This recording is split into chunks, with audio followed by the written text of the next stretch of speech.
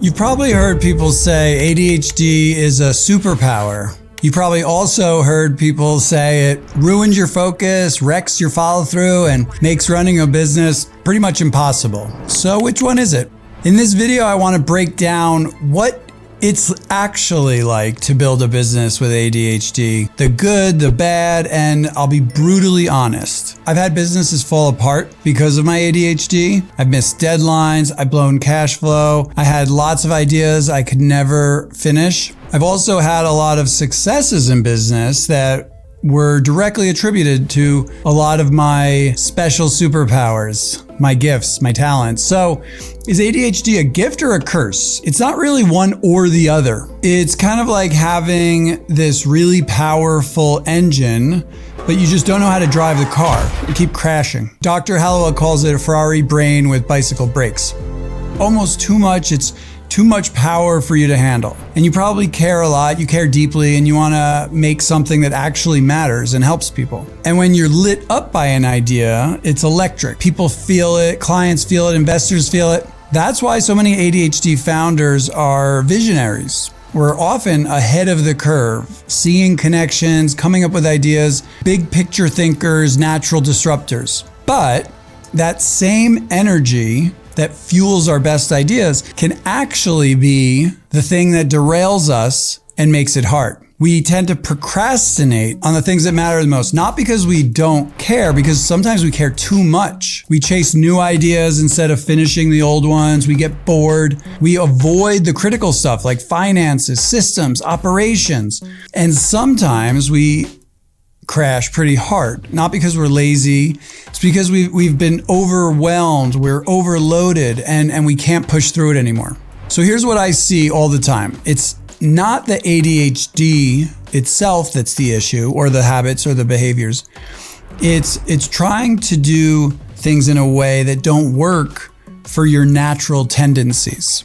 So we get a lot of this advice and we try those things and then they don't work. We get frustrated, we blame ourselves, we go into a shame spiral, and then we doubt and question ourselves. That's when ADHD can become a real liability, not because of how your brain works, but because we never learned how to work with our brain. So here's a real reframe. I wish somebody told me this when I was younger.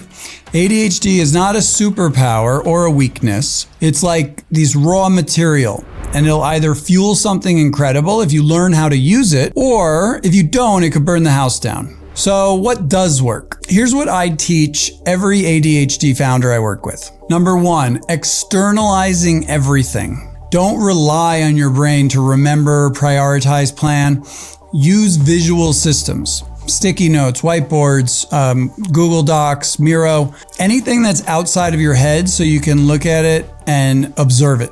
Number two, we need fast feedback loops. Let's take advantage of our immediate gratification tendencies and focus on tight feedback loops so we get that immediate gratification. That little hit of momentum helps us fuel the next step, and that's what keeps us showing up. Number three, emotional checkpoints. Most of the time, I see this with clients every day, it's not a focus issue.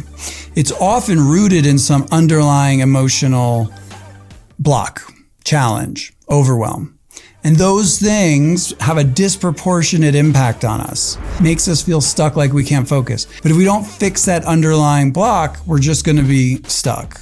Number four, permission to build and proceed and perform differently. You're allowed to design your business around your brain and how you operate, not try to change it and fix it or mask it. We have to work with our natural patterns.